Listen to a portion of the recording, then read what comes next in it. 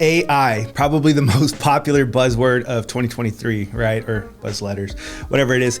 One of the things that I've been seeing a lot, and I've just seen it everywhere, is could AI actually eliminate the Medicare agent job? And what I would say is probably not, and you don't have to be worried about that. Of course, there's gonna be times where people will go in and they don't wanna talk to anyone. So there's always gonna be that group that will utilize whatever it is if the carriers are putting out AI to act as an agent. But there's nothing that can duplicate what you can do. And what I mean is to be warm, to actually genuinely care about something or someone. So if you're not sentient, you can't really care the way that we can.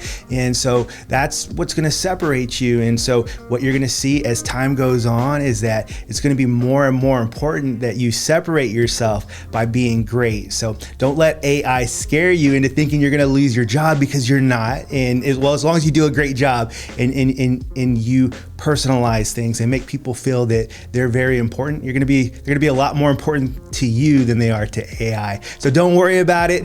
Keep focused, keep getting better every day, and you're gonna continue to have a job.